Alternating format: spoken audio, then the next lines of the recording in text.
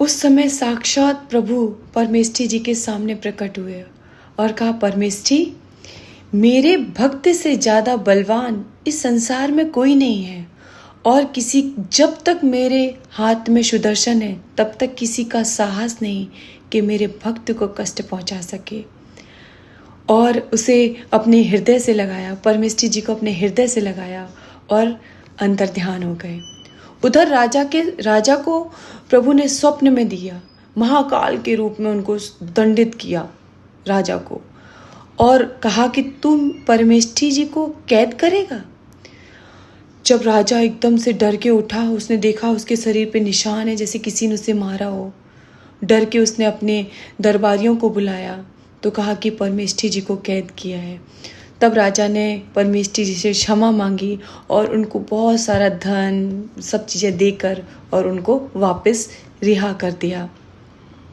जब परमेष्ठी जी आए, अब तो परमेष्ठी जी का बहुत यश फैलने लगा, बहुत वाहवाही होने लगी, लोग जय जयकार करने लगे। परमेष्ठी जी को ये सब नहीं चाहिए था। परमेष्ठी जी तो बस भगवान की भक्ति चाहते थे। परमेष्ठी जी को ये यश, कीर्ति, ये सब नहीं चाहिए। उन्हें बहुत लज्जा हो रही थी कि लोग उनकी वाहवाही कर रहे हैं, नाम बड़ाई कर रहे हैं, है ना। होती है ना किसी किसी को, अरे ये तो बड़ा भक्त है। लोगों को लगता है, अरे क्यों कह रहे हो यार, हम तो कहाँ भक्त हैं, हमारे अंदर कहाँ। तो बस ऐसे ही परमेष्ठी जी को लग रहा था कि यार ऐसा। उसके बाद जब परमेष्ठी जी की लगा कि नहीं, ये सब चीज़ें सही नहीं है, तो वो ये देश छोड़ के दूसरे देश को चले गए और वहाँ भजन कीर्तन करने लगे।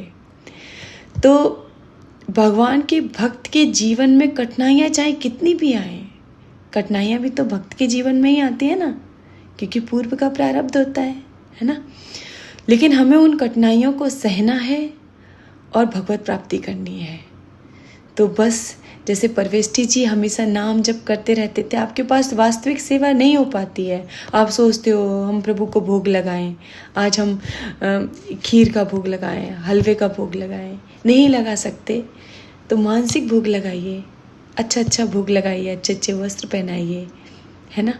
और भक्ति करते रहिए और भगवान से प्रेम कीजिए और उनसे, सिर्फ उनसे भक्ति मांगिए।